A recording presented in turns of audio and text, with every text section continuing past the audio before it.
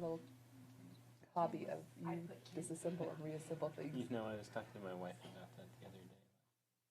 Got little boys, you know, and they tear things apart. Planning commission then. Always take things apart. Put it back together. Don't always know how to put them back together. Well, I raised Barely boys. know how to put I them back raised boys, so together. I recognize it. See, it's fine. Just cleaning up the job. The fact that you knew there was book in there is. I didn't. Oh. It was just. Oh, You were wait a just minute. guessing that I there was was just. book. I wanted to look at this without it. in there.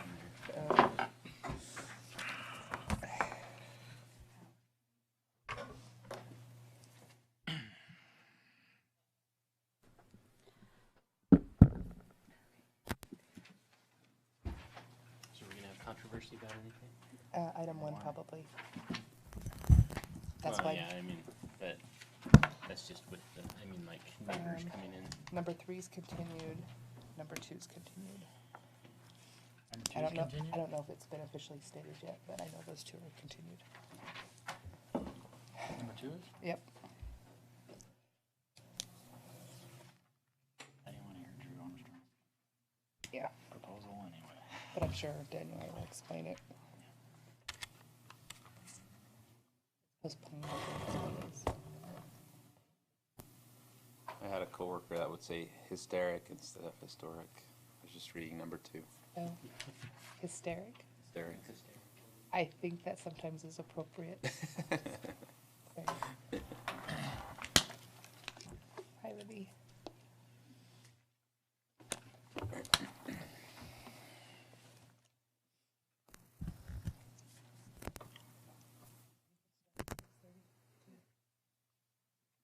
Are we waiting for Marty, or? Oh, just waiting on direction. You wanna give us a rundown? Yes, Chair. So today we have number of items on the agenda. We're gonna continue some of them for many different reasons.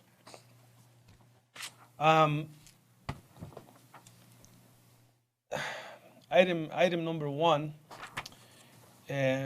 we hope to take care of it tonight.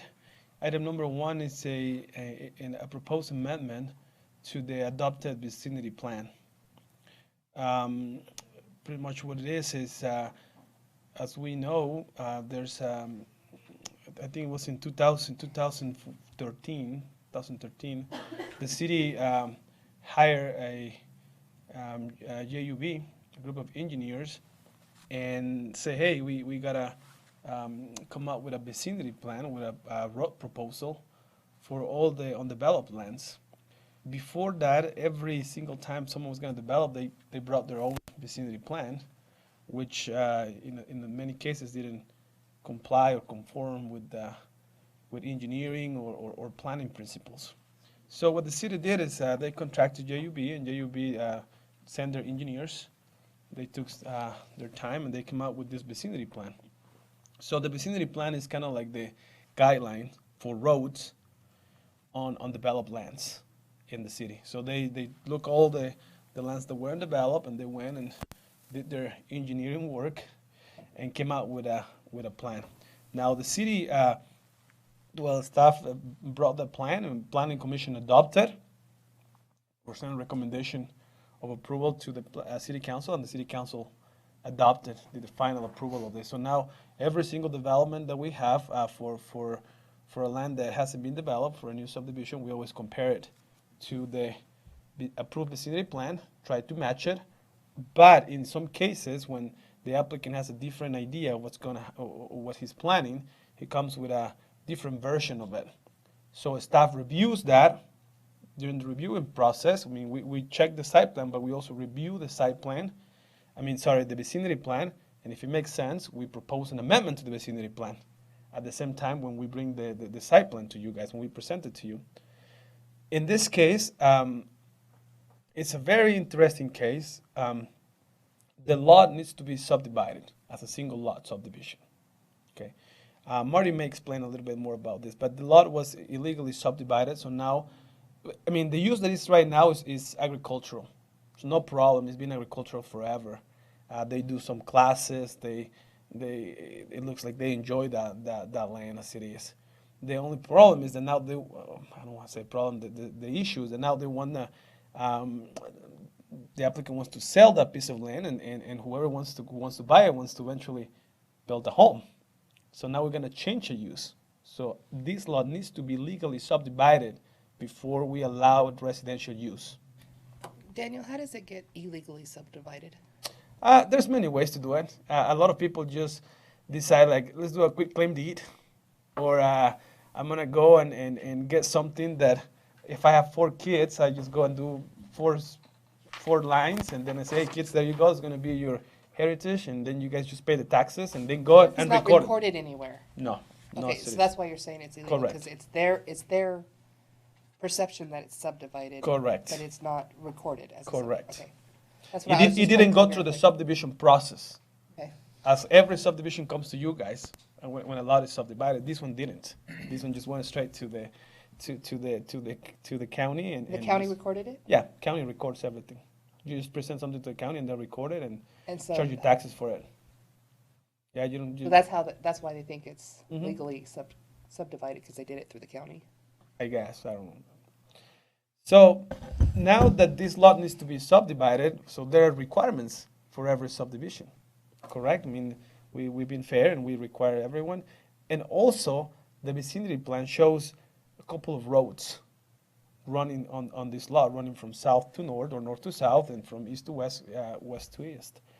Now, the intent of adopting a vicinity plan is to be fair with everyone else. Now, not just at this moment, but it's a long-range planning solution. Because at this moment, yes, we do have a applicant, but we don't know if that person sells the lot tomorrow, and then the next person wants to subdivide, and he cannot because he was landlocked for not following the vicinity plan. Now, we have amended the vicinity plan multiple times. Well, not multiple, but a couple times since I've been working here. But every time I present a vicinity plan to you guys, it's because engineer already review it. In this case, engineer review it, and engineer doesn't agree with the version of the applicant to amend the vicinity plan. And I brought Marty. Marty's going to be here to talk a little bit about that one.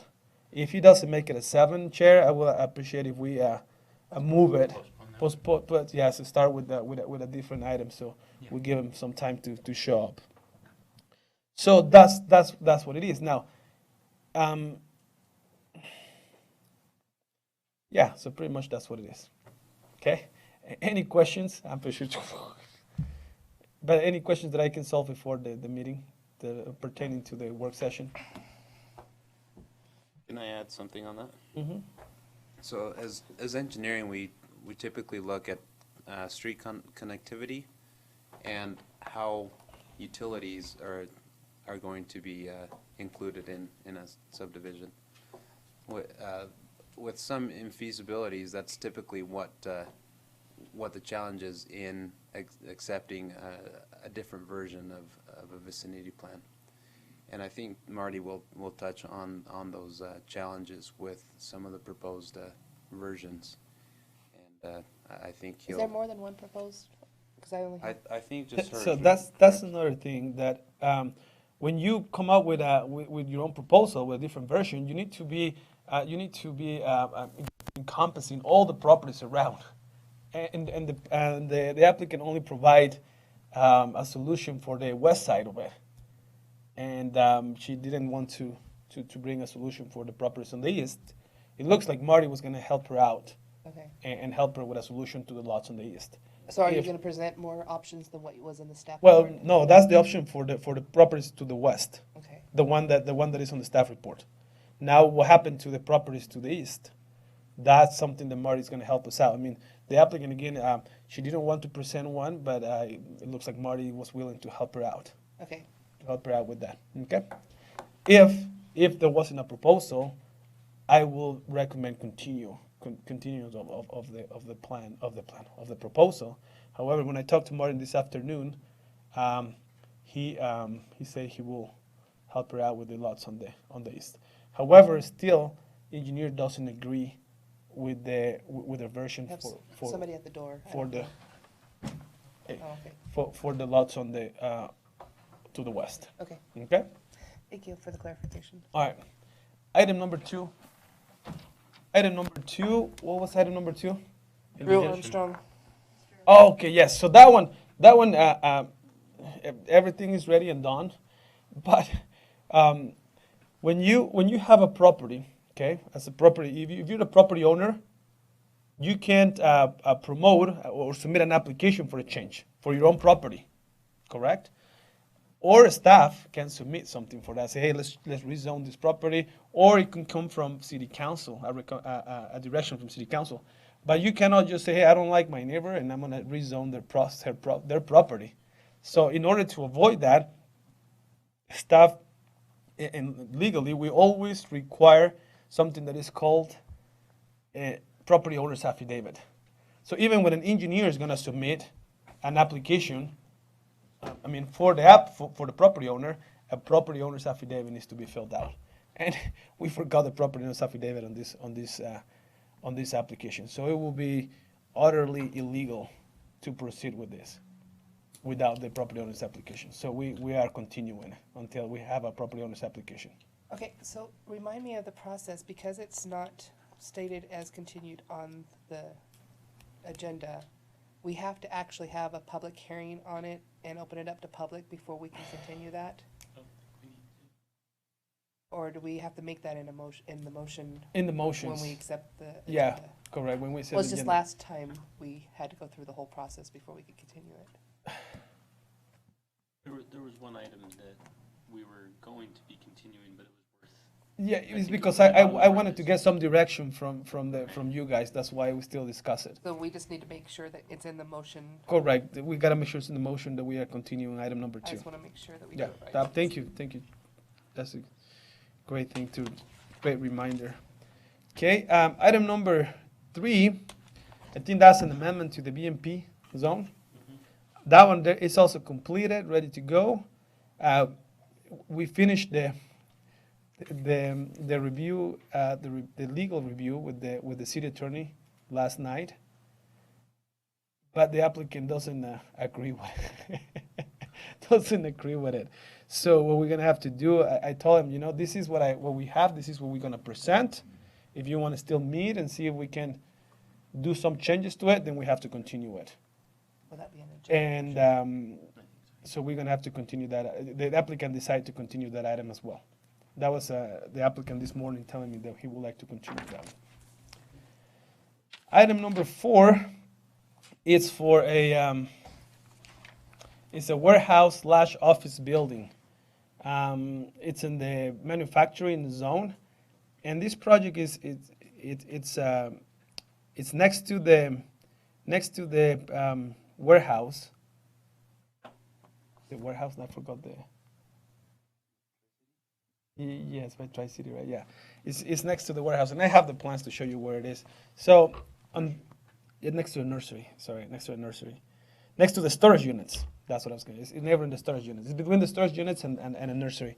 And what they're doing, it's a good concept. They're building 4 different buildings, and eventually what they're going to do is, gotta be careful with this word, condominiumize. They're going to condominiumize the units. At this point, we don't have the condominium plat, so it's just a site plan approval. So they can start building, so we won't hold them anymore. And eventually, once they want to condominiumize, then they will have to submit a new plat. Okay, right now everything's under one ownership, under one single ownership. Item number 5 and 6, if Chair allows me, I would like to talk about those together during the meeting. It's a a commercial single lot subdivision and a site plan approval as well. So this is right now is 2 lots, and what the applicant is trying to do is condense, turn it into a single lot, because he wants to. He's proposing a really cool concept, which is my imagination is a really cool concept. I get excited for things like this. So it's a gym for kind of like for semi-pro athletes. It's not just a gym with like the classic gym that you go and lift weights or whatever, but they kind of like give you personal training for people who likes to do marathons and whatnot. I really don't do any exercise, so I don't know what exactly works, but it's really cool because it's very personalized, and they do also like a little bit of medical, so they have the whole 9 yards right there. So you go there. They'll and do they rehab. What? They're gonna do some type of rehabbing. Yes, some type of rehab, and they have the swimming pool and whatnot. Now, this one already went. It's this guy's very lucky because that lot is right. Is the first lot. It's facing the State Street, but it's the first lot on the growth zone. So all the growth standards apply to this building. I review that. Landscape applied to this building. Everything that is specific to the growth applied to it. And we took this project to the DRB, the Design Review Board, and they forward recommendation of approval for that. This is one of the first ones that they didn't have a single comment that they like it as how it is. There's some engineering issues, if I might say that, regarding the sewer and the connection. It looks it's getting a little complicated. I'm going to give Mario some time. He's going to explain to us exactly what the issue is. But if they don't get to have that connection, they need to connect through Cambria, which is the residential development at the south. If they cannot use their connection, the project is not feasible and it's not going to work out. So I think it's a good project, and I will love to clean up that part of the city. I would love to clean that part of the city. So, and something that I really like about this is we can. I understand that it's maybe not the best situation, but I like the meandering sidewalk that is in front of. Is that Walmart, right? Is that Walmart? No, it's Smith. It's Macy's. The Macy's. So we are going to continue the same type of street improvements, and it will make a big difference in the area. Big difference in the area. Staff already reviewed building, architectural standards, height of the building, and it looks to they comply with the requirements. One special thing about this was what was it? Well, once I do the presentation, I'm pretty sure it's going to come up to my notes. Give me 1 second.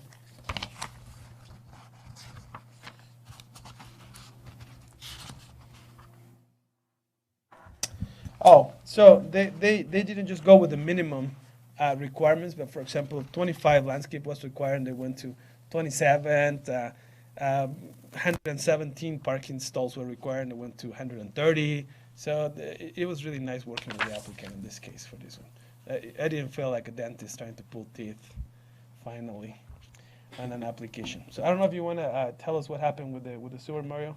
Maybe you guys want to make this part of a specific condition of approval, if you guys consider it appropriate. I mean, right now I have that the condition is that they complete all final engineering. What's the wording that I use? That all final comments. All final planning, engineering, and fire department requirements are Yeah, met. that's all you put. Yeah. Okay. All right. But I would like if Mario can tell us a little bit about this project. Yeah, so when we did the DRC comments for this development, one of the items that we noted that needed to be verified was the way that they would tie into a sewer and stormwater connection to the city. We gave them the alternative of doing an access easement from the south of their property to the west to tie into 1300 West, or to be able to discharge to the Cambria private system with an agreement with Cambria. Granted that they would be able to to discharge at a rate that would not overwhelm Cambria system. So they went with that option. And I don't know how much Daniel's going to explain, but they're waiting for the HOA to fully agree on that. They've had preliminary agreements already made, but as far as the entire HOA, they're still waiting on that. So that's one of the comments that we felt needed to be included in condition of approval.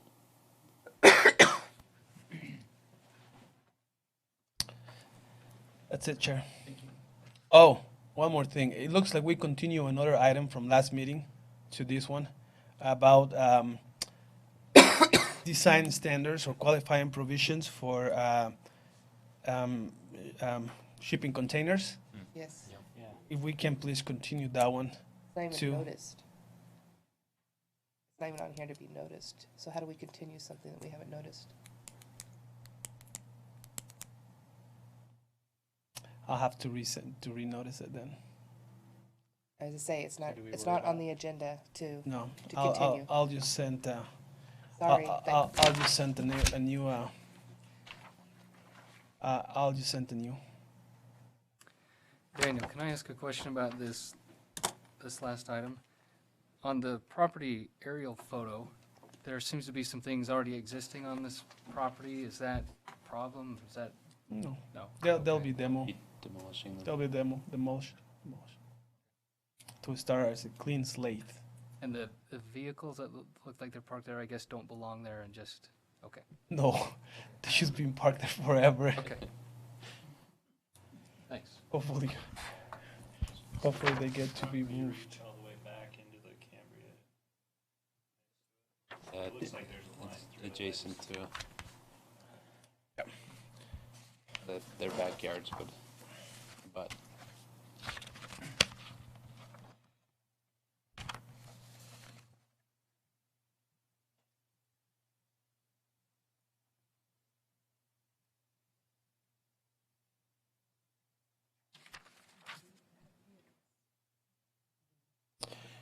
Yes, Matt, I mean, Commissioner Nightengale, I think it's a map mistake right there, but yeah, they're neighbors. Okay. I don't know how to mention it, it's not, it doesn't have a definition to.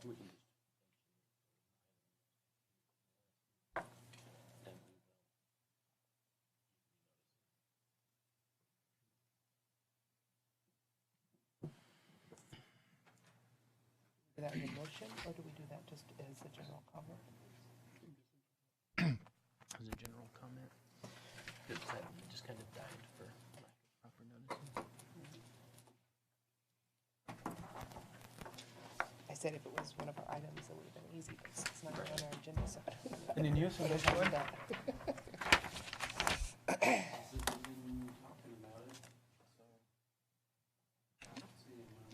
I don't know if it's a big public concern, Okay. but we need to make sure that we do. Yes, I'm sure there are We lots need of to- people here. We just need to make sure that we acknowledge that we were supposed to hear it.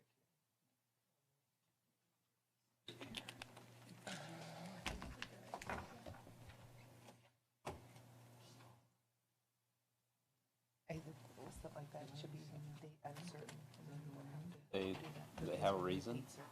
or just they couldn't make up their minds right now. Or date uncertain. I've done that before. And that way it carries the, without having to renotice. Is that right? I think we should do that on anything that we continue that is a ordinance change or amendment. You never know. We continue them a lot. You have some handouts that you want to give them? Yeah. Yeah, do you want me to do that, or you I just have one set, so I'll just give it to want me to make copies? Oh, is that right? Whatever you need, if you just, I'm just. So you're I don't kind of know left if in the you dark want until to- they make a decision. It's just for the work meeting. Oh, okay, I'm just gonna read. okay. Tell me if you need something else. Thank you, Marty.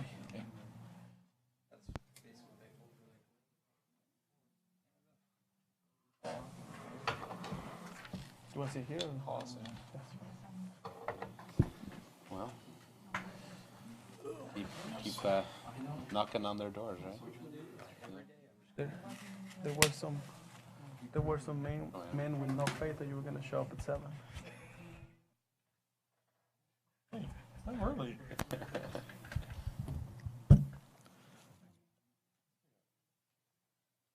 Man, you're early.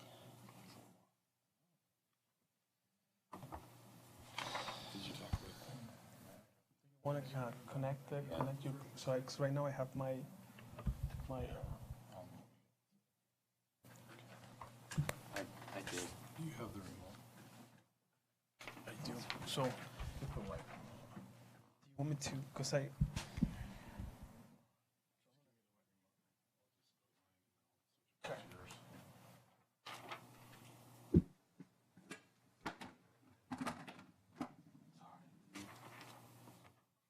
Oh, do you want to? Marty, you want to introduce yourself to, because some of the commissioners don't know who you are. Oh, I am Marty. Well, that, I could have done. Done. Just city engineer and public works director. Sorry, I don't get to come to all these meetings. I get my share of meetings, I think, so. I'm gonna be very nice to you tonight, but have you seen my neighborhood?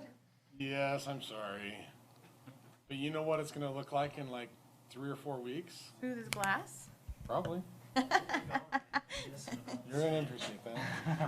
So I, sorry, yeah, it's a mess up there, no, but I can handle the mess, but can we talk to him about letting us know the road is closed before we get to the road? closed down again, Yeah, or it is was closed all day today. Big gaping hole in there right now. I'll get on the bandwagon of I want her problems. No, shush. you want your I want my road fixed. Yeah, I want those problems. Just so you know, if I can be put on that list to have that kind of problem.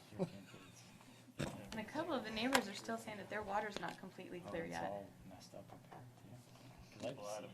in there? Like, No, it's not air in the water, it's like a murky brownish color. I went over and looked at them. Mine's fine, so I don't I'm know happy what. to come look at that and see where it's at, but. Okay, I'll text you tomorrow if it's still an issue. Thanks, Marty. I don't want the water problem. You could add Just that the clause. You're gonna have it Add regardless. that clause. That's the problem with fixing the road, is the water's not fixed, so. So much fun. Yeah, we know about that, right? We've done that. Water line there. Yep. Yeah, I've had plenty of the water problems. I need the road fixed. And the pipe, if you Favorite is get the around fact to that I it. have a house for sale up on Blackhawk. Oh. The agents will call me and say, you know this road is closed right here? And I'm like, yep, turn right, you're okay. So much fun. And have a selling point of, hey, in a couple weeks it'll be great.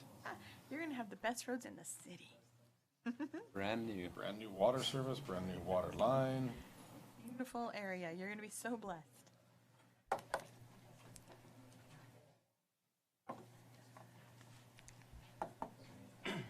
Clear Lake Warehouse, it was the proposed.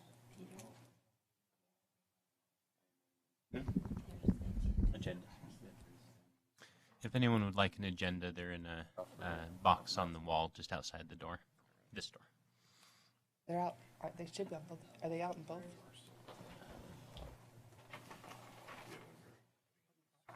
Pledge and opening remarks. So she's gonna want to. Yes, sir. Would you do opening remarks? Yeah.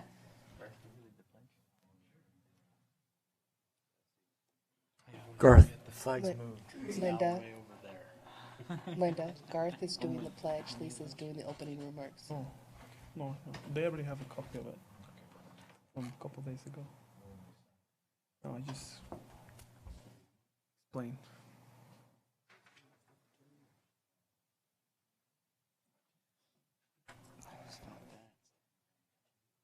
Service city planning.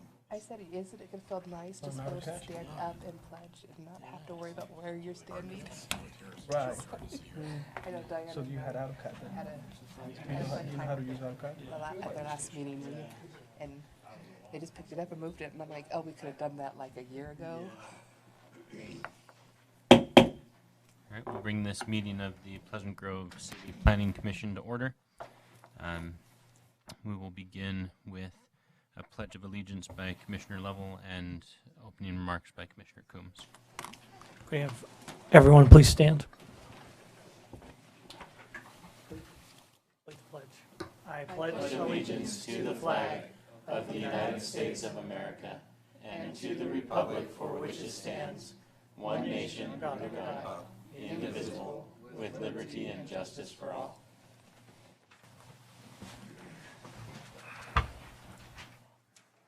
Our kind and gracious Heavenly Father, we're so very thankful for the opportunity we have to gather as a planning commission and citizens of this great city. We ask at this time this evening that we may be able to address the items that have been put forth before us today, that we may be able to do so in a calm and collected manner, that we may be able to remember that we are here for the good of the city, and that we may be able to keep our thoughts and our comments to the betterment of the city. We're so very grateful again for the opportunity we have to gather in such a beautiful location, and we ask that you will continue to bless us and that we will continue to love and serve you. All right, with regards to the agenda, for everyone's information, items number 2 and 3, which are item number 2 is regarding the demolition of a historic building on Main Street, and item number 3 is regarding an amendment to the city code regarding the business and manufacturing park zone. Those items are not ready to be heard today, so we will continue those to a later meeting. And then also we, in our last meeting, we discussed and continued an item regarding the use of shipping containers as accessory structures, and we're not ready to revisit that yet either, so it'll be renoticed when we're ready for that. Can I have a motion on the agenda? Mr. Chair, I make a motion that we accept tonight's agenda with the continuation of items 2 and 3. I'll second. It's a motion by Commissioner Coombs and a second by Commissioner Baptista. All in favor? Aye. Aye. Does anyone have any comments on the staff reports? Or? Chair, I make the motion that we accept the staff reports for this evening. I'll second. All right, motion by Commissioner Baptista, second by Commissioner Coombs. All in favor? Aye. Are there any declarations of conflict or need for an abstention? All right. And just as a reminder for the commission, as we are discussing items, let's try to talk one at a time so that the recording catches everything that we're saying, so that the minutes can be accurate. We had a little bit of trouble with that last time. All right, we'll start with item number 1, which is a public hearing to consider a request from Elizabeth Larson to amend the adopted city local streets vicinity plan for undeveloped properties. The applicant is requesting the removal of portions of a proposed road planned to go along the west boundaries of the parcel number 14-012-0140, as well as a proposed road to connect future developments on the neighboring lots to the east. The aforementioned portion of the road is a continuation of 900 west between 1650 north and 1800 north. Daniel. Chair, Commissioners. So item number 1 is a proposed amendment to the city previously adopted vicinity plan. If you allow me, I'd like to talk a little bit about the background of this vicinity plan. It looks like it was in 2014. The city contracted JUB engineers to come up with a set of plans with for all in regards to the roads and connectivity for all the undeveloped areas in the city. So what JUB did is they sent their engineers and they did a project. They work on this assignment, and they came back to us, to the city, with a proposed set of plans. We call those the vicinity plans, and what that is it's a proposed plans for long-range planning regarding proposed roads for undeveloped lands. Okay, the applicant for this item is Elizabeth Larson. She's the property owner of the parcel located at approximately 900 west, 1800 north. The property right now is in the RR rural residential zone. However, this everything below this road 1800 North. According to the general plan, that's a low-density residential. So that allows for, in the case there's a proposal, the general plan allows for rezones of the area below this road to R115 or R112. So those two zones are considered appropriate for this area right here. So chapter City Code 1054 talks in regards to the adoption of the vicinity plan.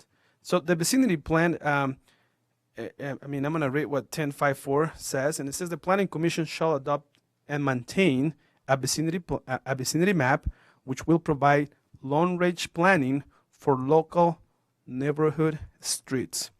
It is intended to ensure that property within a given area, which is expected to be eventually subdivided, can be adequately developed and serviced. Upon adoption of a vicinity map by the Planning Commission, said maps should be submitted to and recommended to the City Council for adoption by resolution. Very much, so or a decision that is taken here today is going to be a recommendation of approval to the City Council, which will take the final decision or the adoption of the new version of a vicinity of the vicinity plan, or stay with the one we have right now. So pretty much what we have at this point, it's the applicant who owns that property would like to amend what's already adopted by the city. City engineer and public works director Marty Beaumont would like to. I will give him some time for him to explain a little bit more about the reason why we have this vicinity plan, and also he will talk about the proposal.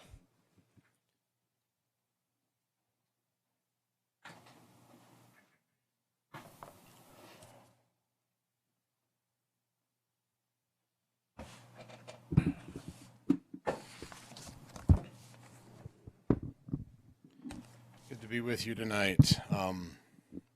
We've spent a little bit of time meeting with Mrs. Larson and some potential purchasers or buyers of her property. They would like to buy her property, and so we've met with them multiple times. We met with Mrs. Larson and had some good discussions, and we felt it would be good to talk a little bit about the vicinity plan. Mrs. Larson is desiring that we remove, and I'm going to show you a current vicinity plan, how it was adopted originally. So as Daniel mentioned, the vicinity plan, when I was at JUB, I helped Dagan get this all put together, laid out potential layouts for development, taking into account zoning and road widths and lot widths and things of that nature. And so we, through that process, kind of came up with concepts that would work for street layouts, and this is what was arrived at. If I can find my mouse. Sorry, you guys seeing it over there anywhere? Bottom. Go up. It's usually not that hard. Thank you.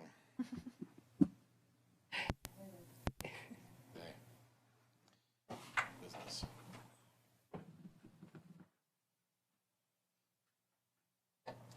So it's really, if you look at the vicinity plan, it's actually a little bit difficult to read just because it kind of splits on a page for this area. So I just took the vicinity map and reprinted this so that we can kind of see the whole area. Mrs. Larson's property is this piece of property here. The vicinity plan, as you can see, this was Adams Grove's plats B and C, and as we laid out how that could potentially develop there, one of the things that we're trying to do is to make sure that our collector streets, which 1800 North is a collector street, we try to make sure that the homes don't face on those streets, if at all possible, in the future. So currently we have multiple homes along 1800 North. In the future, as it develops, we would encourage those homes to face onto local streets rather than collector streets. And so you can see that here, this vicinity plan shows these homes here would actually, at some point, if it ever developed, would potentially be turned and come onto a local street rather than onto the collector street. Now, understand these are just guides, right? These are not, it has to be done this way. They can come in and propose different vicinities. And this is what one of the questions was that Mrs. Larson asked was, well, why does this road have to come through my property?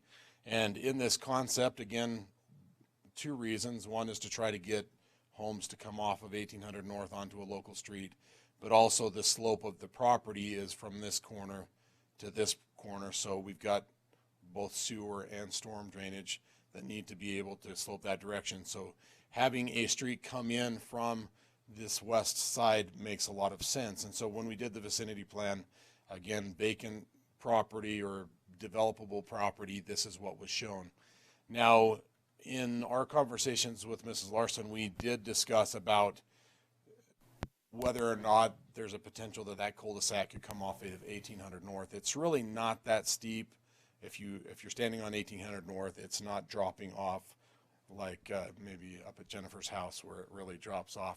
I mean, we're pretty gradual grade. So what I committed to her is that I would go out, do an evaluation of the property. We went and surveyed it, or at least took some elevations to see how much fall it has across the property, so we could better evaluate a potential of maybe having a cul-de-sac come off of here.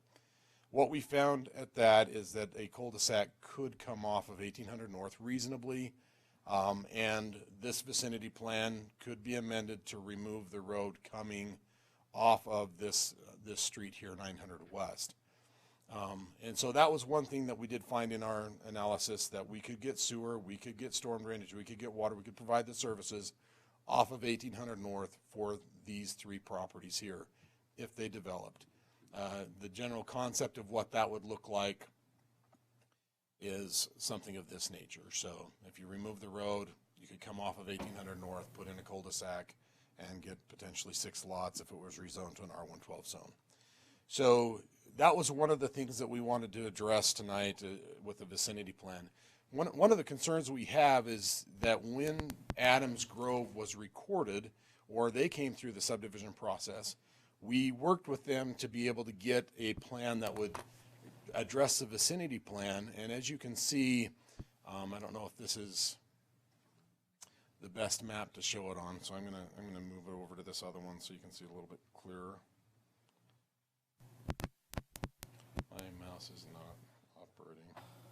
Chair, can I ask a question before he changes the screen? Yeah. Can I have a pointer? So with the cul-de-sac, if that's a choice that's...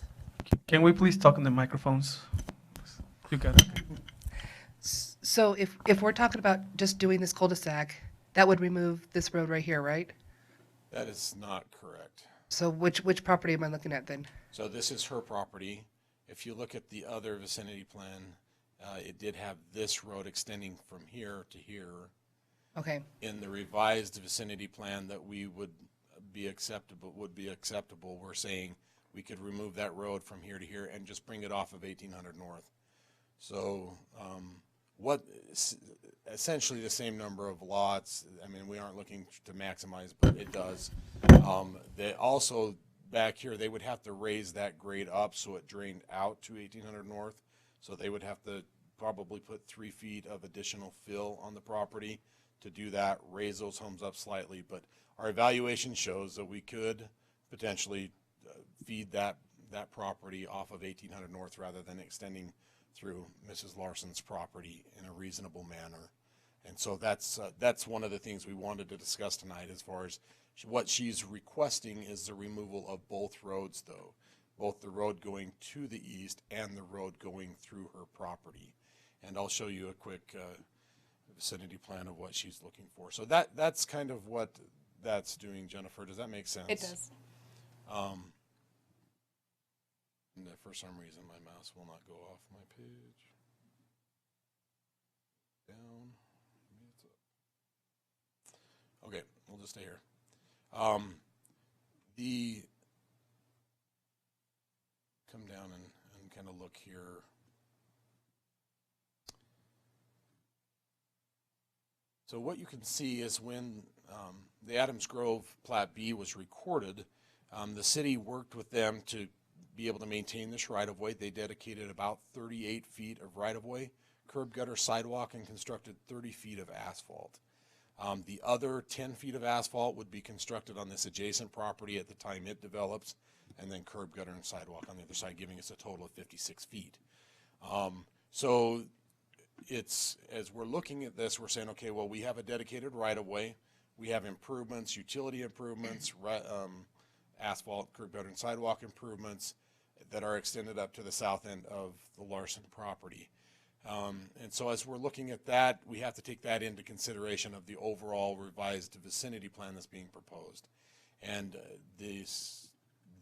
what Mrs. Larson has asked and what's been submitted is both those roads being proposed, but that her alternative, and it's kind of hard to see, but the idea would be is that this road would then come over, and Mrs. Larson also owns this piece of property.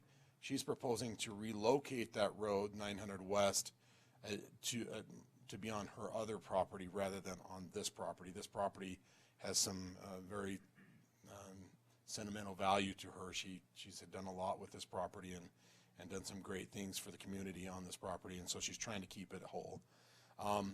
Again, if this was just a blank piece of ground and we were looking at a vicinity plan, this probably isn't much of a concern to us. What comes into concern is when we've got a road that has been dedicated and required of somebody else to put a lot of cost and expense, utilities into that, and then now changing that vicinity plan and not requiring that, then we've got a piece of property that we don't really have any value for. We've required that.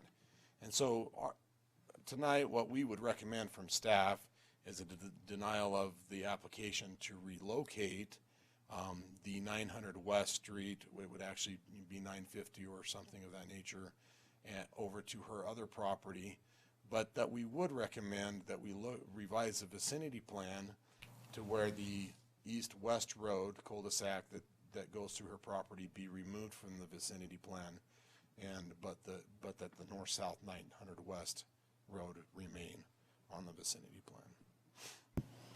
Question for you, Marty. Could you go back up to your, or go back to your cul-de-sac? Existing or That one. proposed? Yeah. Sorry. Are these, so there are 4 properties here, right? That's what it That looks is correct. like? Okay. So changing this plan, so with the original plan, this, bring the cul-de-sac in here, then each property gets 3, maybe, is that right? Or gets 2 lots, but in this case, this third property over, it doesn't get any, essentially, right? We're wiping out their potential to develop, is what it looks like to me. Sorry, I'm not understanding, Peter. Okay, so we've got 4 properties here, Correct. and with this plan, they can each divide into 2 they can subdivide into 2 properties. Approximately 2 each. Yeah. But under the plan coming off of 1800 West, one of those properties no longer has that possibility. It's going to be almost entirely road, is what it looks like to me. So I would guess that we haven't really taken into account in the vicinity plan that each one of those properties could develop individually on their own. Peter, like if we, Right. if Mrs. Larson stubbed it to her property, then the next guy could potentially stub it. Yeah. Really, it's kind of an overall concept, and I would guess that these, as you can see, these lot lines here are not necessarily lining up exactly with the property lines. So, So it's kind of assuming that someone would purchase all of the properties and then subdivide it for maximum lots. Okay. Again, all of these vicinity plans are assuming that they're coming more in as a group, and property owners are working together to provide an overall development rather than individually. It's really difficult to do a 110-foot wide lot that's 400-foot long and just do it by yourself, you know. So, but it's very similar to me. The value of this, the value to Mrs. Larson as far as removing that road, obviously, is that she does potentially get an additional lot if at some point they ever develop it that way. That's not what they're proposing right now. Right. They want one lot, build one home, keep all of the current attributes they've got with their barn and things there. So we won't get into the nature of plating and all the other stuff that would have to happen in order. But what we're discussing tonight is whether or not we accept the revised vicinity plan that she's proposing, which is really to remove both the roads and relocate the road over to her property. And it works, except for we've already kind of moved down that road and moved past that, to where it would be very difficult at this point to revise that vicinity plan and not accommodate 900 west connecting up to 1800 north. Thank you, Marty. Any other questions for Marty? All right, thank you.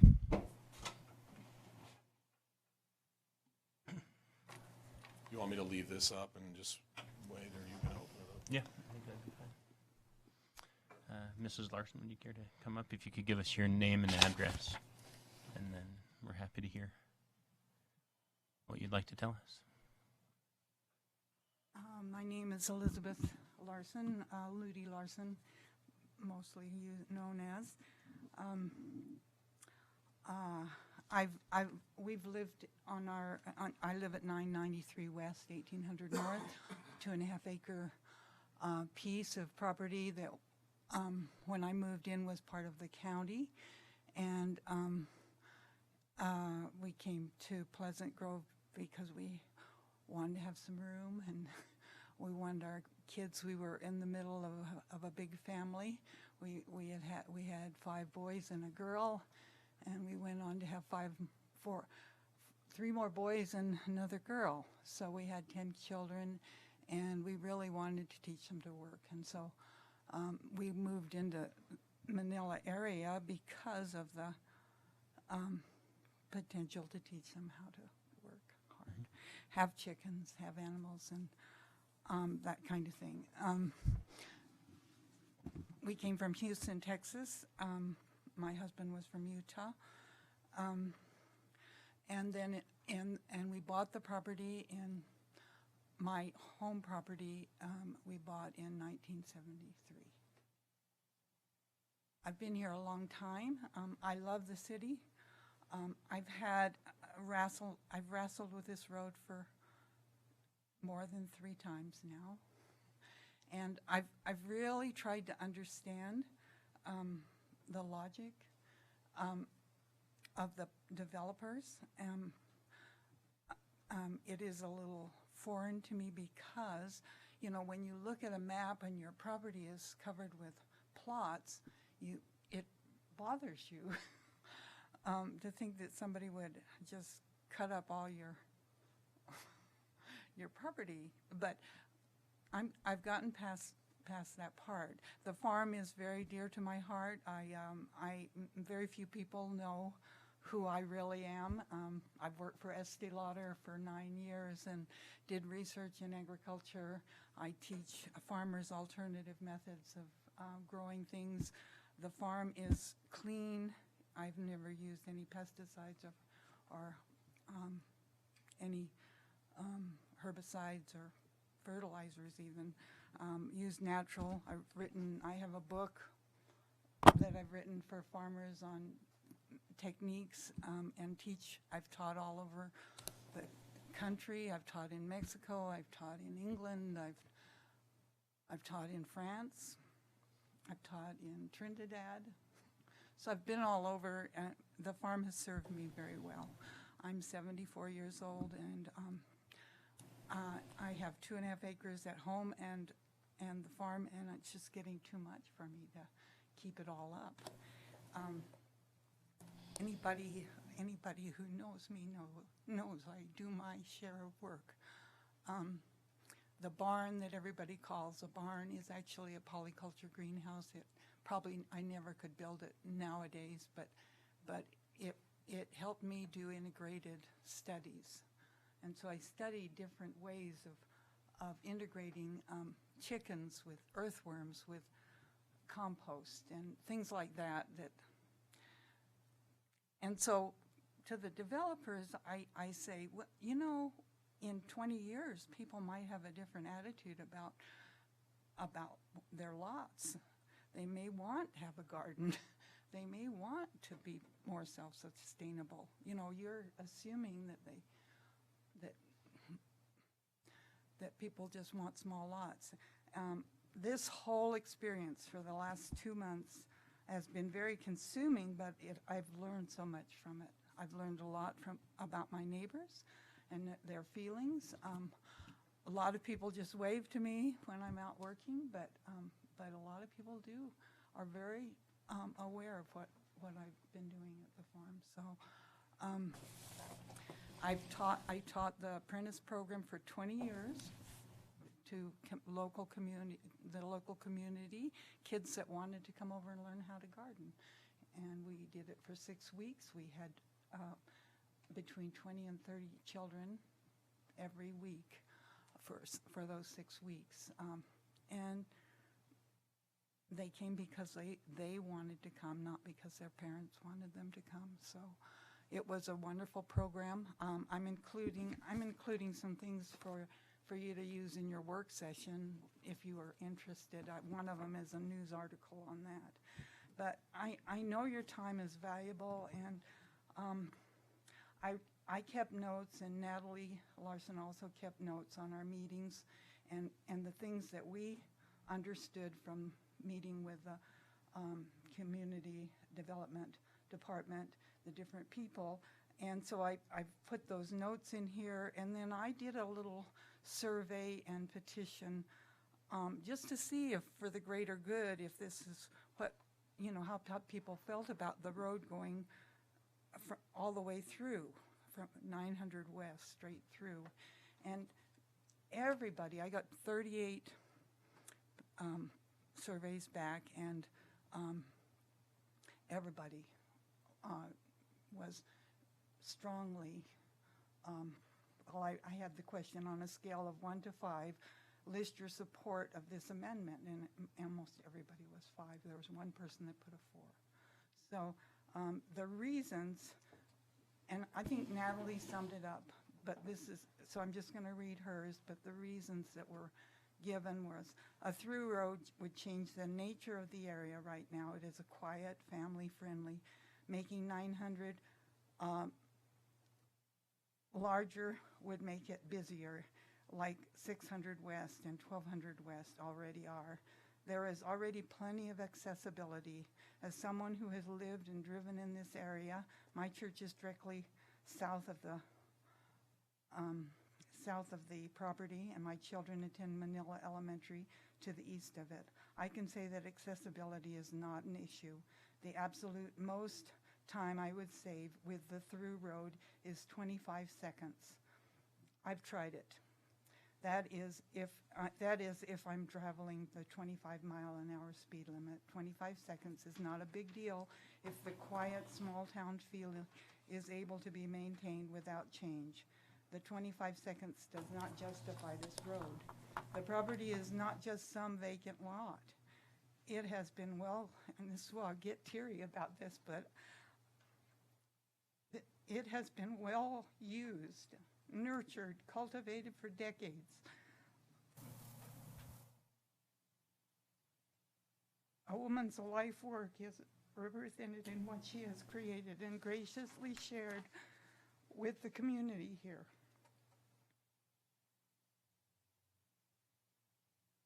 The soil is free of chemicals and pesticides, and it is rich in nutrients. One of my projects is soil, good humus soil. Just because our society as a whole doesn't place much value on this is not an excuse for the decision makers to reduce it to its dirt to be paved over. Many years and years of hard and careful work have gone into that soil. It is beautiful property with large animals living on either side of it. It has a feel of a country farm. A road would not only destroy that for their property, but all the adjacent properties. A road would greatly reduce the value of the land. It would turn a 1.45 acre lot into about 1 acre, and the land would be long and skinny and add a busier corner. As a prospective buyer, I would not buy this land. If a road is going to be built on it, I would move on, as I'm sure most prospective buyers would. Ludi would not only lose about a third of her land to the road, but the remaining land would be far less desirable and therefore less valuable. Bottom line, the road is not needed. It is not even wanted by the citizens of the community who are most likely to use it. It would have a negative impact on the feel of the area and be devastating emotionally and financially to the owner. And she said, thank you. So that's her statement on that. And she's alluding to a few things that were told her when she went to investigate. I told them as prospective buyers that they would need to deal with the city development department because they had been even when I wanted to build a house on it, they threw up a lot of roadblocks, and it got to the point where I just gave up on it because it wasn't worth going through the hoops that I was going to have to go through. And so I just kind of gave up on it. Kay Scott is very upset about the variance that was given to Cadence Home for that 10 feet of road that they couldn't buy from him. And he's not opposed to developing, but he wants to develop his property when he's ready. When he has horses, he loves his horses. In 10, 12 years, he said, then he'll be looking at developing, yes. And so I thought I had the perfect solution. One of the things that Marty didn't say to you is that place that I suggested, and there's a better map on here, we call the lane because there's a wastewater ditch that runs down that lane, and it's on my property. And last year, the Public Works people came and cleaned out the ditch, and they dug it really deep, and they brought a lot of the dirt up onto the road, and so the road is higher now. But it's not a very safe thing to leave open. And I think the road could cover that ditch. It's a very, very possible potential road. The other thing that I really like about my proposal is that it will cause people not to just go directly across 1800 North. They will have to stop and make a zigzag to get to 900 West, and that'll slow down the traffic in another residential section. The people, if you'll read the people that wrote a lot of the papers are in my ward, and they don't want, that's the main reason they don't want the road is because of the traffic that it will bring through to them on the existing 900 West. I wrote there's one other issue, and I feel like it needs to come a little bit out on the table. The people at the city have been very kind and very nice to me, but they've been very, very clear that they already had made up their mind about this road. And I don't feel that's fair. In my notes, I wrote this. I feel like I've gotten the runaround from the Community Development Department, that their decision on this road is made and was made a long time ago. This is hard for me to accept. Is this really the purpose of the master plan? I believe that master plans are required of cities by the state and are meant to serve the community as a model, not to subjugate them to a particular development agenda. I don't think they should be used to force.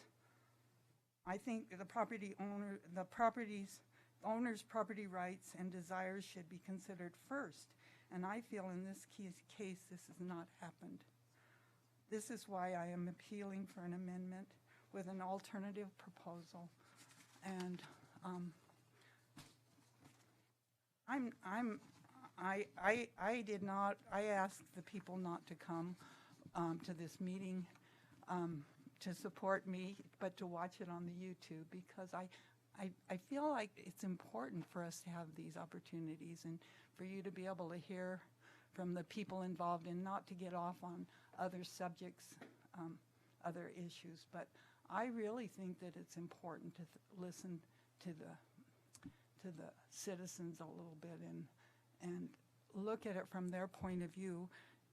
I think it's important to look at it from the engineer's point of view or from the city planner's point of view too, but I think you should really listen to the citizens too, because we're trying to work together to make Pleasant Grove a better place. Are there any questions? I have a couple. So explain to me, are you planning on, you want to legally subdivide this portion out? No, no, and Marty did ask me this. What I would like to do is I would like to sell that property, the farm property, to a family that has children that wants some land so their kids can have chores. That's my first priority. Well, you have a big piece of land. I have my own home is on the land at 993 West. 80. Okay. And that I'm saving Yeah, I know for she's got these two. my 10 children to do with what they want when I'm on my way to the happy hunting ground. So this is my confusion, and just be patient with me. Unless this property is developed, the road isn't an issue. Well, they've told us that they've told my prospective buyers, and they told me that if I wanted to put a home on it, that I would be required to comply with the, And there's not a home on that piece of property right now? not on the farm. There's Okay. just the greenhouse. There's just a greenhouse, and this is a big question. The answer, I put what he said, and I checked with several people, and I got many different answers to this. But is a single home considered a development? It is. And is a single, see, the commercial developers always cover their costs, but if I have to pay for that road and dedicate the land, it would cost me more than what I would get my market value for the property. And that is not acceptable. That is not right in anybody's book.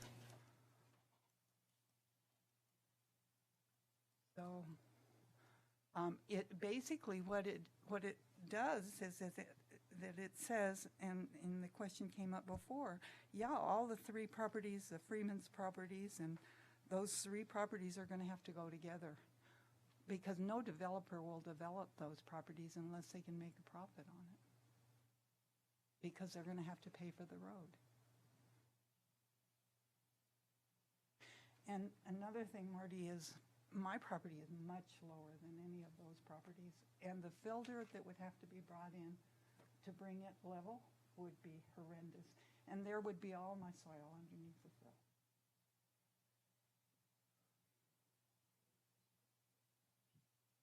Now, the developer would remove it and sell it for great bunches of money. Not for Lydia. I wouldn't. I have another question, but not for I that. don't think it's great. Are there any But other anyway, questions? that's my question. That's the problem. And, I'm going to give you this little packet, and if you want make copies for everybody, that's fine. I just made one copy of everything. Go ahead and give it to Linda. Thank you. Are there any other questions for the applicant before we? All right. Thank you. Thank you. All right, we'll open this up for a public hearing now. If you've got a comment on this, feel free to come up. Please give us your name and address before you speak.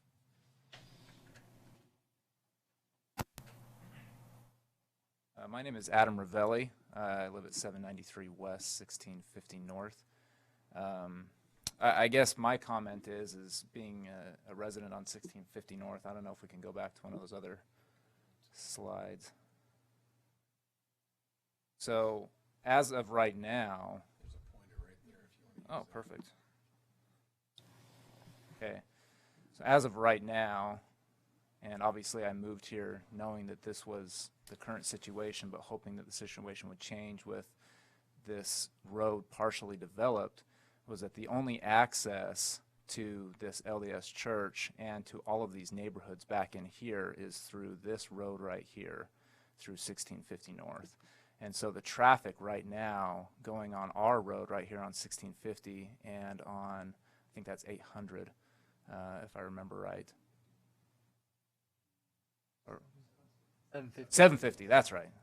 Okay, 750. The traffic right now is there's a lot of traffic going through those roads. And even the proposed, I think the proposed extension coming over here, I don't think even alleviates that as much as this straight road would. I think it's a more direct access and would actually alleviate traffic overall instead of adding traffic.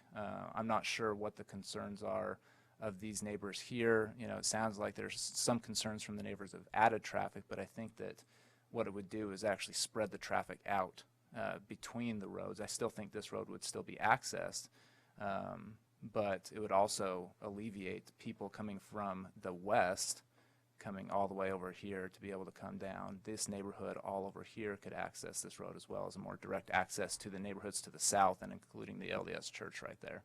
The LDS church is a stake center as well, so I think it's more trafficked than other church buildings too. And so that's my concern. I have obviously no problem with the proposal to switch the cul-de-sac to access from 1800.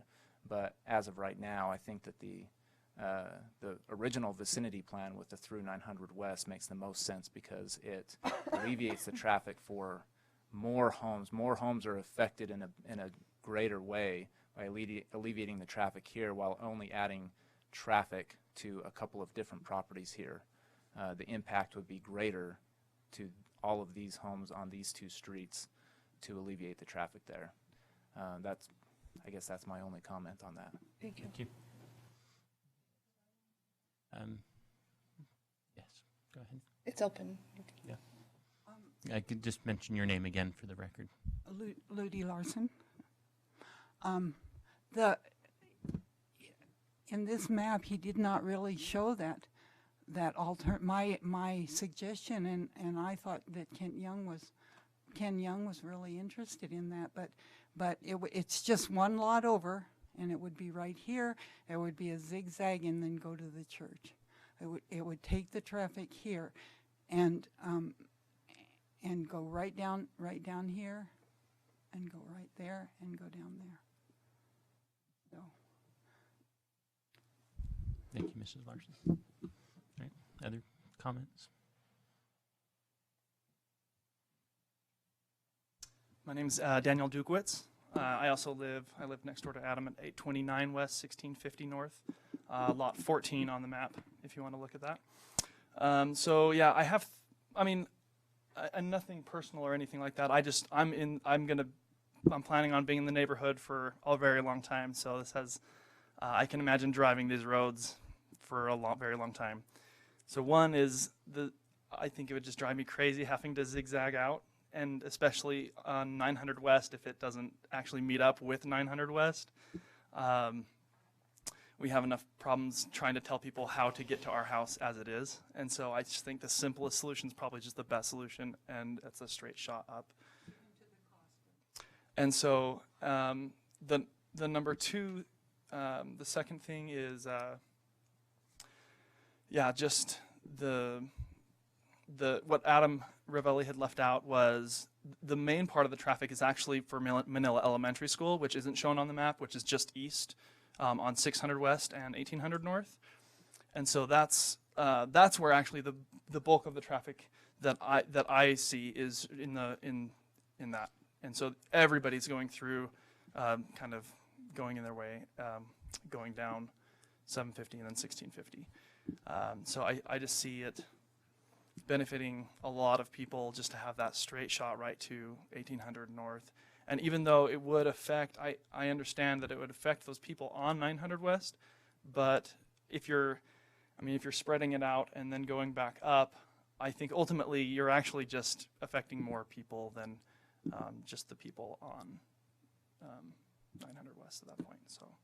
So those are my concerns. So, Thank you. any questions for me? Anyway, that's it. Are there any other comments? All right, we'll close the public hearing and bring this item back up to the Planning Commission. Okay.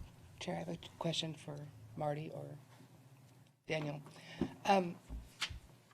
If what she's proposing is they're selling it to a single family who just wants to put a home on that and keep it as a farm, what improvements would they be required to do at that time? Would they have to put in all the roads, or would it be part of the roads or no roads? So that is a very good question. So obviously, as we've got it shown now, there is a potential to develop that into more than one lot. Right. So as Mrs. Larson has stated, for her to do one lot there may not financially make sense because of the amount of frontage improvements you have to do. When you start talking about 3 potential lots, then that changes the equation on what's required there. When you talk about the adjacent property owners also having access to that, then you are sharing costs. So yes, right now is what she would like to do with it, of just having one lot with a home and not having a road, that's what she's alluding to, is that would financially not work. But as far as the overall concept, I'm working with Tina right now. We're trying to get a hold of the property ombudsman of the state to try to determine what would be required if she came in with a one-lot subdivision plat. She does have to plat the property. You can build on a parcel without platting the property if it is a legitimate parcel and it works. In this case, this has been subdivided previously with the Adams Grove. It used to be part of that parcel, and so it will have to be subdivided at the time that it comes forward. So they purchased a piece of the property from her, which created the subdivision. So this parcel was created based on that selling of that property. But what we're saying is it does have to be platted. Platting requires the improvements along the frontages to be constructed. Now, it's probably too much of an exaction to maybe require 400 feet of frontage to be improved, and that's what we're looking into. Again, that's not really the discussion. But that would be city on plan, 1800, right? So 1800 would be a given that she would have to do that. The question is how much of this road, if the vicinity plan stays like it is and the road is extended, how much of this road would have to be constructed with the development of a home on that parcel? And that's a question that we do not have an answer to. We do not have an answer to tonight. We would have to work through that if they come through, depending on your decision, and then if they come through with a proposed subdivision, we would address it at that point. But there is a possibility the road may not be required to be put in if it's a single family purchase. So we would have to work through that. It seems like a lot for one lot. If there were 3 lots, there's no question. If it came in as an overall development for the area, there's no question. So, but the road being required there and things of that nature, if it's on the vicinity plan, it can be required. How much of it gets constructed is something that would be determined during subdivision. Okay, but it wouldn't require the cross street if we keep it at the current plan? Or So would she what have, we're or would it proposing- have to divide her property by putting a road through What there? we're proposing is that this be the revised vicinity plan, and we would take that to city council for a final approval or a final revision. So you want of this that. to be changed to this situation? Yes, I'm fine with this being changed. And that's less burden on It puts less hers? burden on that property when it does develop, so I think it's a fair thing to do. Do you know who owns the property that we are now going to be affecting if we change it to this plan? I don't know who those 3 property owners are.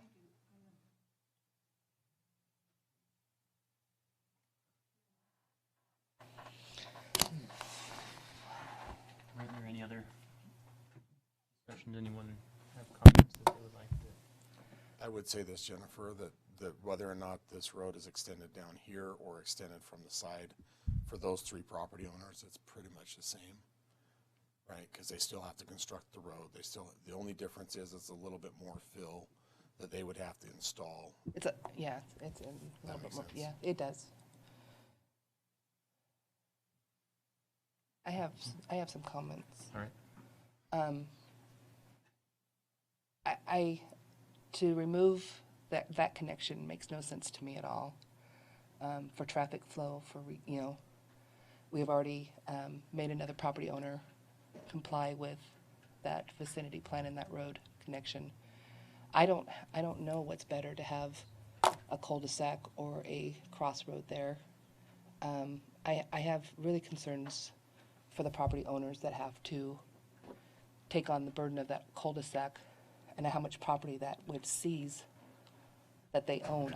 Not knowing that, I can't make that determination, but I do, like with you, I have a concern about the undue burden to transfer it to somebody else, not knowing how that would affect those properties as well. This is a hard situation. I think like Marty was saying, the amount, if you look at that as one block, those three properties, Yeah, but the amount of right. land on the road is essentially the same. And that's if one developer comes in and buys all that property and does Right. something, smart and intelligent, which we deal with all the time. But we're having to make a decision now on, the way it sits and the ownership it has right now.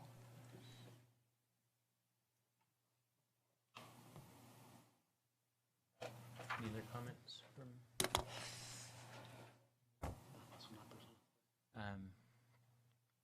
Well, I'd like to give my thoughts briefly.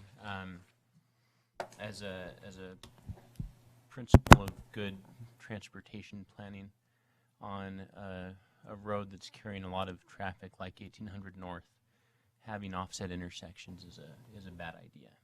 It makes things less safe because you have people turning and then turning again, right? And that's where a lot of accidents will happen on this kind of a road. And so for that reason, I don't like shifting 900 West to the west. And in addition, just kind of in general, the more points of connection you have, the more the traffic can spread out, the less impact there is on any particular neighborhood. There's a reason that the grid system in the older parts of Utah cities works well, and it's because it does spread out the traffic that way.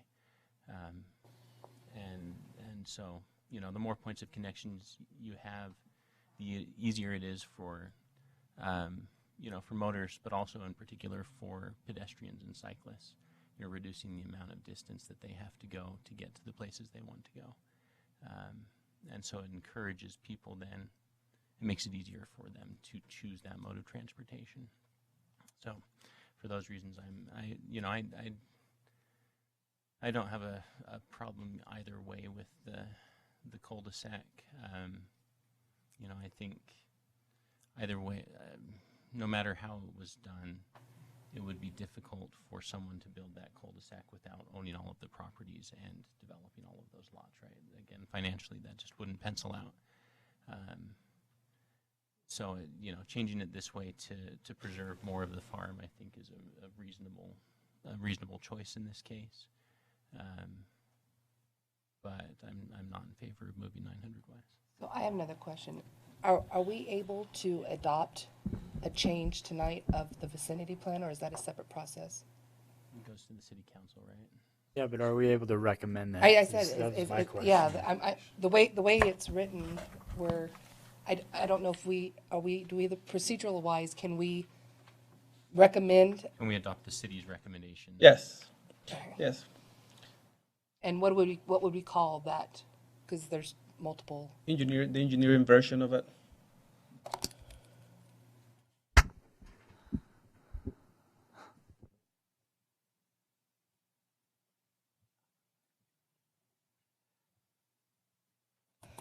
Okay, I think I'm ready to make a motion if nobody else has anything to say. And it's going to be a long one.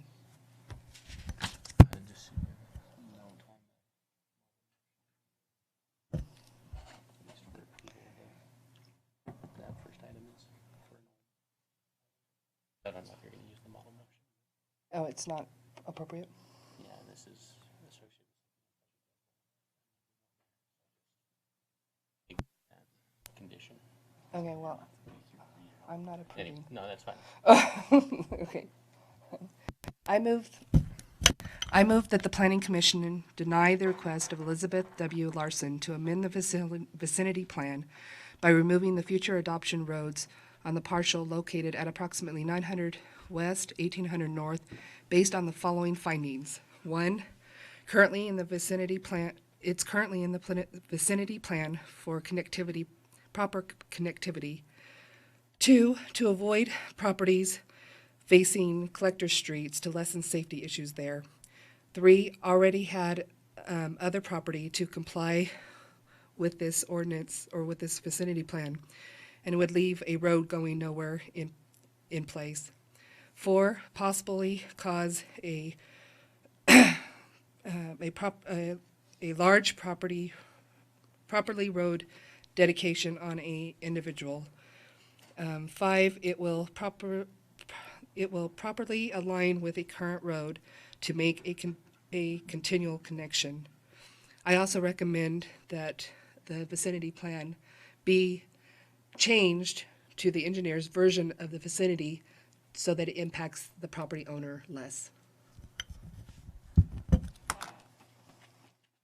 I'll second that motion. All right, that's a motion by Commissioner Baptista and a second by Commissioner Sanderson. All in favor? Aye. Aye. Any opposed? All right, the motion carries. Thank you. All right, so again, items number 2 and 3 have been continued to a future meeting. So we will move to item number 4, which is a public hearing to consider a request from William Stewart for approval of a proposed site plan for a warehouse facility named Clear Lake Warehouse Condos. The property is located at 700 South, 550 West in the MD Manufacturing District Zone. So we'll have Daniel. Chair, Commissioner, Commissioner Combs, can you make sure the computer is on? Is it on? Okay.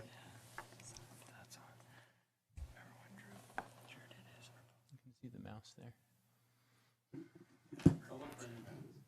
No. There we go.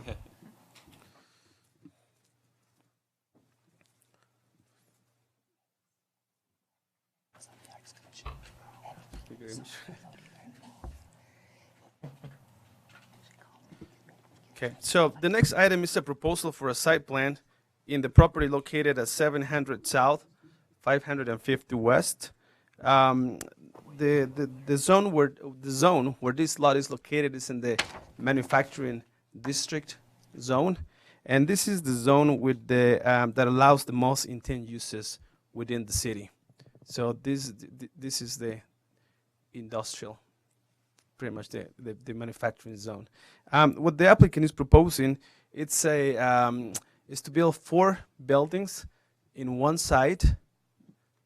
Let me see. First, let me show you where this is located. This is the lot that we're talking about, and it's again in the manufacturing zone. That's an aerial view right now of the lot. Right now is empty land. It looks like there's some structures right there. Those structures will be demo for the construction of the new proposed site plant. So at this point right now, today the proposal is just a site plant. Eventually, this is going to be a multi-tenant. These buildings will be occupied by multi-tenants, by different tenants, and they will go to or move to do a condominium plat. But at this point, we're not going that, so we're only focusing on the site plan. So that's kind of like an idea of what they're proposing more than the idea. That's the site plan. This is the frontage, and then we got the 4 buildings. The buildings are designed to be used for industrial use, for manufacturing use, which is allowed in the zone. Later, the applicant can tell us a little bit about more the site plan, but the place conforms with the requirements for the zone, including the parking, and then you got the parking along the property lines. Here's a little bit of the landscape area. I mean, in manufacturing zones, the requirements for landscape are minimum. However, this is an important road, and so most of the landscape concentrates on the front of the lot. I think that's the floor plan of what the buildings will be. Like I say, eventually they would like to do, it looks like 6 units in each building. and that will be up to them. And when they're ready, they'll submit for a condominium plat. They will have to come to you guys again. That's kind of like the outside architectural features of the place. It looks like the place will be used for office and warehouse, a place where you can go and have your shop in the back, and kind of like, let me go back to this, you get a counter or office in the front, and then you can use the back of the place for a shop or whatever use is intended. Staff is not really concerned about the uses. Like I say, this is the zone that allows the most intended uses within the city. Staff review the height of the building and it complies. Parking, architectural standards, I think they're good for the zone. And because the plans or the proposal meet the requirements already established in the zone, the staff recommends approval of the site plan. You, Daniel? Any questions for Daniel before he sits down? All right. Is the applicant here? Would you like to say anything? You can. Or give us. My name is Ryan Litke. Will Stewart works in conjunction with us on this project as the general contractor. Sorry, can you give us your address? That's 90 East Main, Lehigh, would be the office address. So we've done a similar project recently with these types of buildings. These are nice because they give some flexibility to potential tenants. We can sell, lease any configuration of unit sizes as long as they're taking, between 1 and 6. It gives flexibility to lots of different businesses or tenants in general. So it's a good plan in that respect. We do have a buyer for the front building. They've already got some plans to run a business out of, and they'll fall within the guidelines of that area as well. So pretty simple. Everything that Dan covered, I think, is there. The only thing I would note, too, is there is a proposed road in the future that we've kind of accommodated for as well on the site plan on the west side. So we've buffered that site a little bit with some landscaping in case that other adjoining landowner decides to put a road in there at some point. So we've tried to make that a point, as well as trying to make sure that we accommodate that if it ever does happen. So any other questions maybe for us? okay. Thank you. All right. All right. We'll open the public hearing for public comment. If anyone would like to comment on this item. All right. We'll close the public hearing. Any discussion from the Planning Commission? I'll entertain a motion. Mr. Chair, I'll make a motion. I move the Planning Commission approve the request of William Stewart for a site plan approval located at approximately 700 South, 550 West in the MD Manufacturing District Zone, and adopting the exhibits, conditions, and findings of the staff report, and is modified by the conditions below that all final planning, engineering, and fire department requirements are met, especially all remaining engineering comments on the site plan. I'll second. You got it, Garth. Okay. That's a motion by Commissioner Coombs, a second by Commissioner Lovell. All in favor? Aye. Motion carries. Thank you. All right, we'll move to item number 5, which is a public hearing to consider a request. Are we going to discuss these together? 5 and 6? If you allow me, Chair, I Yeah. would like to, please. All right, so we'll discuss items 5 and 6. Item 5 is a public hearing to consider a request from James Eager for approval of a proposed site plan for a fitness center named The Training Room. Property is located at approximately 1107 West State Street in the Grove Zone Commercial Sales Subdistrict. And item number 6 is a public hearing to consider a request from James Eager for approval of a proposed single-lot commercial subdivision plat totaling 2.2 acres at the same address. Daniel. Chair, Commissioners, as Chair mentioned, I'd like to talk about items number 5 and 6 together. They're for the same project. One is the subdivision.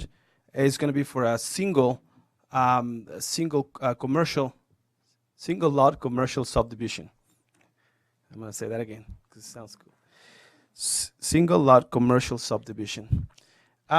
What happened is that right now it's 2 lots. So what we're trying to do is a consolidation of those 2 lots to form a single lot where this proposed site plan is going to be located. Oh no.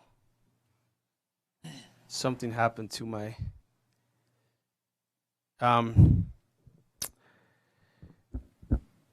never done this before. Do you think I can be allowed just 1 minute Yes. to do something on the computer in there that's going to be reflected right here? Yeah. If you guys allow me to that, I'd like to do that. Yeah, no problem. Short break. Anyone needs to use the bathroom, feel free. And dance, Mario. No songs today. Your Maybe boss, maybe dancing. your boss abandoned you. It was coming. He helped the most, you know.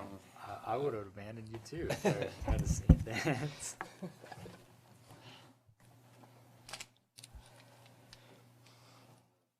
Tough item to discuss. First one. The vicinity plan.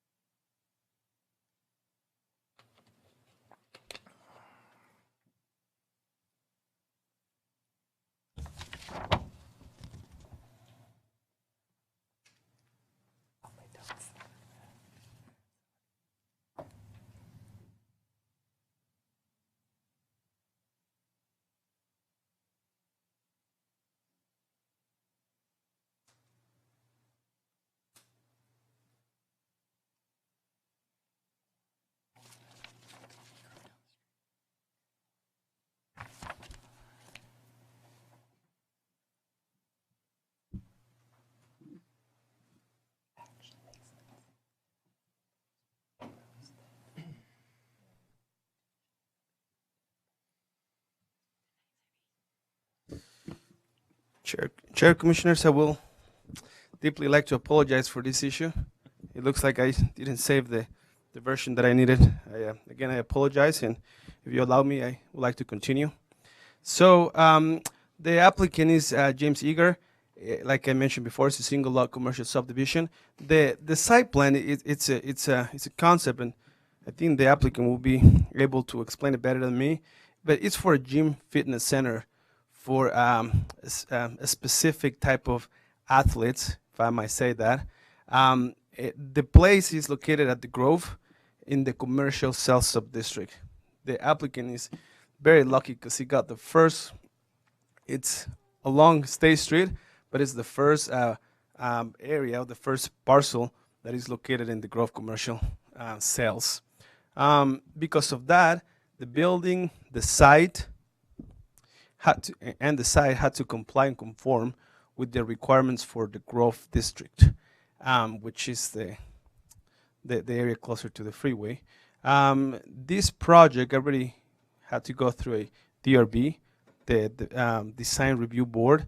They sent a recommendation of approval for the project. The Design Review Board checked on architectural features, landscape, and design qualifications or design provisions for the site. So there's an aerial view. Once the lots are consolidated into a single lot, we're talking about a little over 2 acres. I think the project will benefit the area greatly in many ways, and it will provide a continuation of the public street improvements that we have from here to eventually connect. Here's an aerial view of the site plan. This being State Street, we have the parking. The place is very well parked. It goes above the required number of parking stalls. It had 1, 2, 3, 4, 5. It has 5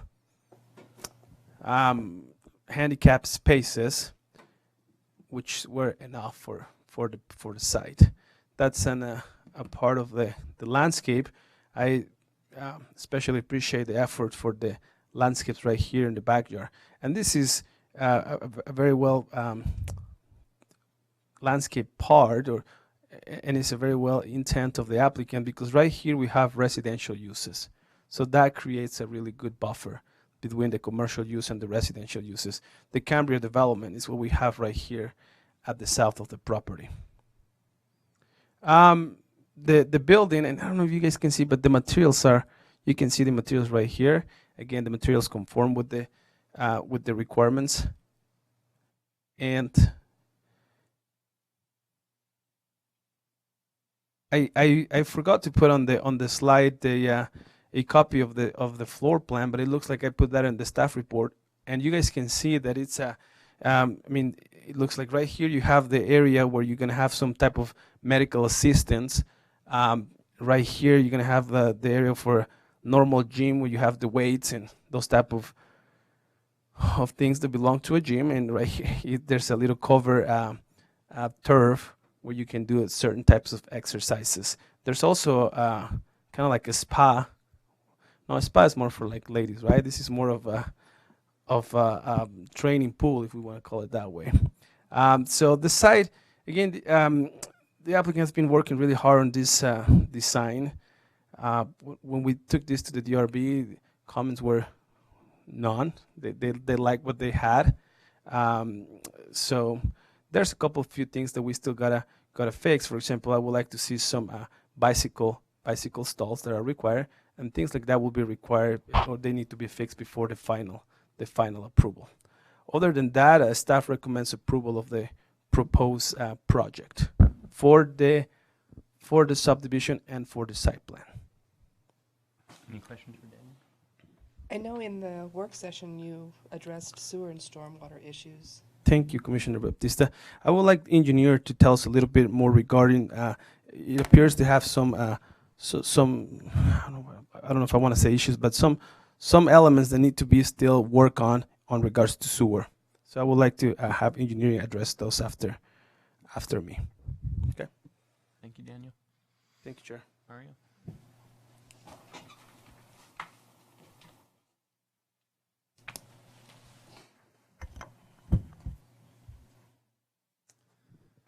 Mario Gonzalez, Engineering. As we reviewed this site plan, and even before that in the DRC meeting, it was noted that there were two utilities that needed to be determined how they were going to drain into the public system, sewer and storm drain. One of our suggestions from engineering was that the site could discharge to the west directly to 1300 West. The other option is to enter into an agreement with Cambria condos and townhomes to be able to discharge into their private system with the understanding that they would be responsible, this applicant would be responsible to review the discharge to make sure that it would not overflow the capacity of the system. We are requiring an agreement that is signed by Cambria to be shown that they agree with this option. And currently the applicant is seeking that. We received a copy of the agreement, and they're doing their due diligence to get that. And as far as motion, we recommend that is one of the requirements or conditions upon approval. Any additional questions? Yes. I have one. With this, what's the reasoning between making a contract with Cambria or going to the road? Is it length? It's cost and feasibility. Where Cambria is directly south, they have the slope to be able to flow better, and it's directly south of their development. Thank you. So my question sort of follows. If the deal is not settled with Cambria, does this site plan and subdivision plat come back to us for approval with the 1300 West option, or will it just proceed since we've already given approval for it? Does that question make sense? Yes. It is our understanding that if the applicant doesn't receive this, it would possibly determine that the development would no longer be developed, I guess. And the applicant could correct me. Any other questions for Mario? All right, thank you, Mario. You're welcome. Can I ask one quick question? Is the No more questions, maybe please. because it's cost prohibitive, or do we know the reason why it wouldn't work if we don't get the agreement from Cambria? That is a good question. Maybe we can answer that when the Okay. applicant comes up. When you come up, we'll talk about that then. Yeah. If you'd like to come up, give us your name and address. Yeah, James Eager. I live at 616 North, 940 West in Orem. So to address the question you just had, to tie into 13th West, not only is it a matter of distance, but we also have to go through at least 2 other private properties. So we'd have to obtain multiple easements. It just doesn't make any sense. Also, additionally, Cambria, when it was developed, obtained permission to stub their storm line onto this parcel, to the rear parcel. So really the connection just makes the most sense. We're trying to hammer out the details, without belaboring the point. We thought we'd given them enough information a couple months ago to decide it. Last Thursday when they met to vote on the contract, they came back and said, well, now we've got questions, and so we're trying to figure that out. I mean, the HOA president was in favor of it, as was the property manager from Cambria. Both gave recommendations to accept it. I wish we had an agreement in hand tonight, but we don't. It's a non-starter for us if we can't do it. It just doesn't make any sense. The amount of money we'd have to come up with in addition to do that, we could go get a property somewhere else and save $200,000 and then probably save another $200,000 on not developing that much line. So if we could save close to $500,000, it doesn't make sense to start here. The disappointment to us would be that we've spent 6 months working on this. We'd like to go ahead and break ground as soon as possible, but for the $2.5 million, we'll wait another 6 months. There's lots of properties. There's property across the road, honestly, across State Street that just went up for sale. There's lots of stuff within the Grove. It would just be disappointing because of the time frame. But. Have they given you any indication of what they're looking for? Well, I've heard multiple things. I've originally. I was given a letter that basically went kind of point by point on the contract and had some concerns. It also said, well, in addition to, we'd written it up in the contract, discussed with the HOA president that we'd be responsible for some shared maintenance moving forward. And actually, we made a very generous offer on that. Then they said, well, we want also an upfront cash consideration and then a monthly fee. And my response to that was, no way. We've been more than generous. If you want upfront cash, I'll give you upfront cash. If you want a monthly fee, I'll pay you $50 a month for 15 years, which will amount to about $9,000.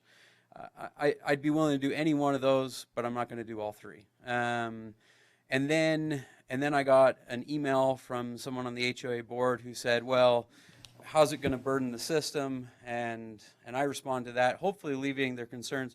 We looked at all that. As far as the burden to the system, Cambria has 330 units. By comparison, the burden on the sewer system that we're going to be putting in is minimal at best. It's really just the single line that goes from the back side of our property out to 13th West, tying in there, which is probably less than 2.5% of their total system use. It's very, very small.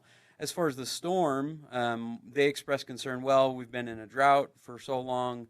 What happens when it gets really rainy? And I explained that, well, on the site map, which we also delivered to Cambria, you'll see that there's a detention pond at the front of the property that will account for the 100-year storm.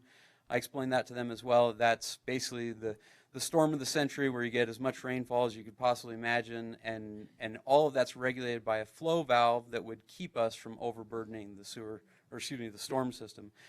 So that's where we stand. I know they've been discussing that information based on our responses. I don't know anything else at this point. The HOA president and the property manager have expressed that they've continued to recommend that it is accepted. Maybe they're trying to decide whether they'd rather have cash up front. I don't know, but I'm a little bit in the dark, but that's kind of where we stand. Thank you. Other questions for Mr. Eager? All right, thank you. We'll open the public hearing for this item. If anyone would like to speak to us on this, feel free to come up. All right, we'll close the public hearing.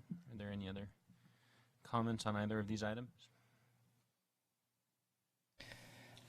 I'll make a motion. Quick question, is there any pool facility in this, or?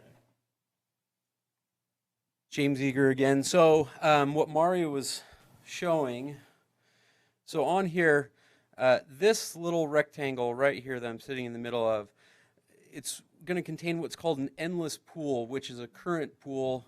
It'll actually have dual stations. It's above ground. It's not an in-ground pool. It cost-wise doesn't make sense to do an in-ground pool. I don't like having a big, huge lap pool. Doesn't make that much sense. You can only have, maybe 4 people in a lap pool anyway. So plus it's triple the cost and probably 5 times the space. So it makes a lot more sense to do it this way. We can allow people to schedule time where they're in there for serious training, and that way they know they can have their time in. But that's our proposed pool for it. So like I said, not an in-ground, just an above-ground. I mean, you call it a swim spa. That might upset endless pool, so they don't like that term. So maintenance on emptying it, that would contribute to it. That Well, doesn't seem unreasonable there. That's a great question. I don't know. As far as emptying it, it's a 15 by 15 pool that's 4 feet deep, I believe, if I remember the dimensions exactly. I assume the drain's not going to allow us to just dump that all in one go. I don't think we're just to rip a side off and just see what shakes out. So I think if we drain it, it's going to be limited by whatever the capacity is of the drain system within that. So I don't think it's even doing that. It's going to be a long, it's like if you're draining your pool at home, you're going to be waiting for a few hours. But. Thank you. All right. I'll make the motion. I move that the Planning Commission forward a recommendation of approval for the request of James Eager for a single lot commercial subdivision plat called the Training Room Plat A on property at approximately 1107 West State Street in the Grove Commercial Subdistrict Zone, and adopting exhibits, conditions, and findings of the staff report, and all final planning, engineering, and fire department requirements are met, along with all sewer and storm water issues are resolved with Cambria. I'll second. Just for the record, this is item number 6 that we're making a motion on. So that's a motion by Commissioner Baptista and a second by Commissioner Coombs. All in favor? Aye. All right, no. I'll make the next one. Is this one 5 now? Yes. I move that the Planning Commission recommend that City Council to approve the proposed site plan for the training room and adopting the exhibits, conditions, and findings of the staff report, along with all final planning, engineering, and fire department requirements are met, along with all sewer and storm water issues are resolved with Cambria. I'll second. All right. Motion by Commissioner Baptista, second by Commissioner Hawkins. All in favor? Aye. Aye. All right, the motion's carried. Thank you, Mr. Eager. Anyone have a chance to review the minutes from the last meeting? I will make the motion. Hold on, Sam had a correction. Oh. Just that my last name was spelled incorrectly, and, I mean, it's nothing personal, just for the record. It's Sanderson, not Sorensen, that's all. So, Chair, I move that we approve the minutes for May 11th, 2017 of the Planning Commission meeting with the correction of Commissioner Sanderson's spelling of his name. I'll second. Motion by Commissioner Baptista, second by Commissioner Coombs. All in favor? Aye. Aye. Chair, I move that we may adjourn for the evening. Second. All in favor? Aye. And I don't know, I don't know if do it on the record or not, but Ken's not here, but if you can send him a message that I am grateful for his service and we give him the best and warmest wishes on whatever he chooses to do moving forward. Yeah. I'll pass your best wishes. I have some questions. I did. Jennifer? I made the motion. Jennifer and who seconded that? Who did the second? I think I did. Yeah. John. John. Okay. And I did the adjournment. You did the adjournment, I did. And I seconded that. and John did that. Now, tell me how I spelled your name wrong. It's Sanderson, not Sorensen. Sanders. Hey, and I will not be here on the June 22nd meeting. I know it's a couple meetings out, but I won't be here for sure that night. So Okay, I'm just giving you notice so you can make sure you have a quorum. We want excuse. Then you're gonna have to Skype me from Italy. You cannot have Barbara or me here, you'll have Kathy unless you leave it to the I will last. not be here. What's going on? I'm telling I you wasn't what, invited. right?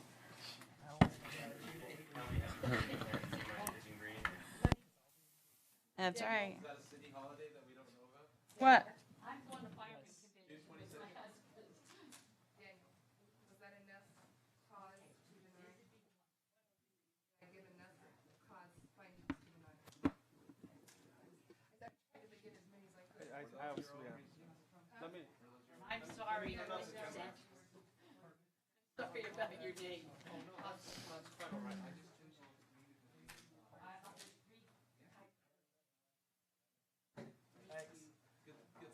Yeah, get some seconds in there, get some eyes in there, you know? Oh my gosh. When you look through the minutes, you have them already. That's right. Okay, now all the rest are on single page.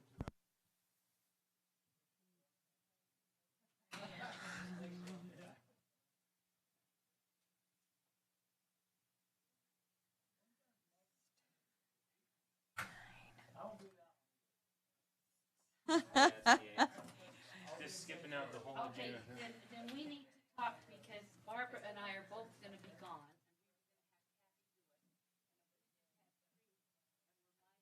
I'll be here on the